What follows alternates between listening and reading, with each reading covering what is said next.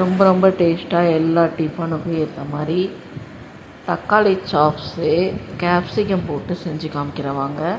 இதுக்கு ஒரு வாணலியில் 2 spoon oil ஊற்றிக்கிங்க. 2 பட்டை, 2 லவங்கம், ஒரு பெரிய வெங்காயம் பொடியாக கட் பண்ணி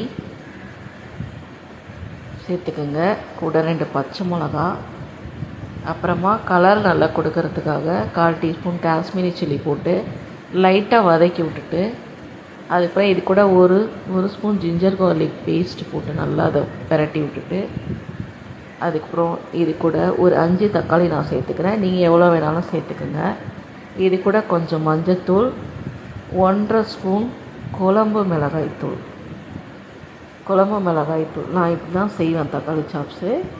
அப்புறம் கூட கொஞ்சம் சால்ட்டு போட்டுக்குங்க. அப்போ தான் அந்த தக்காளி நல்லா கரைஞ்சி மசிய, சால்ட்டு போடுறதுனால, உப்பு போடுறதுனால மசிய வதங்கி வரும். ஒரு 5 நிமிஷம் இதை மூடி வச்சுருங்க. தக்காளிலாம் பாருங்கள் 5 நிமிஷம் கழிச்சு எடுத்தோடனே நல்லா கரைஞ்சி வதங்கிடுச்சு. இப்போ இதில் ஒரு கேப்சிகம் நல்லா பொடியாக கட் பண்ணது சேர்த்துக்கிறேன். ஏன்னா ஃபஸ்ட்டே சேர்த்தோம்னா அது ரொம்ப வெந்தால் டேஸ்ட்டு மாறிடும். அதனால் தக்காளி வெந்ததுக்கப்புறம் இதை போட்டு இதை ஒரு 5 நிமிஷம் மூடி வைங்க. கேப்சிகம் போட்டு கிளறி விட்டுட்டு, அதுக்கப்புறம் பாருங்கள் 5 நிமிஷம் கழிச்சு எடுத்தோடனே இது நல்லா கேப்சிகமும் வெந்துடும். வெந்ததுக்கப்புறம் இதில் கொஞ்சமாக, ரொம்ப நிறைய ஊற்றக்கூடாது, லைட்டாக தண்ணி ஊற்றி இதில் ஒரு 1/4 டீஸ்பூன் கரம் மசாலா சேர்த்து ஒரு பிரட்டி விட்டு 5 மினிட்ஸ் மூடி வைங்க. அவ்வளோதாங்க. 5 நிமிஷம் கழிச்சு எடுத்து பார்த்தீங்கன்னா நல்லா கமன்னு சூப்பராக சாப்ஸு கேப்சிகம் போட்டு ரெடி ஆகிடும்.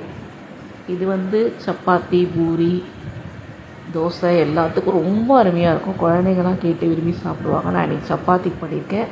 கூட மல்லித்தலை மேலே போட்டுங்க.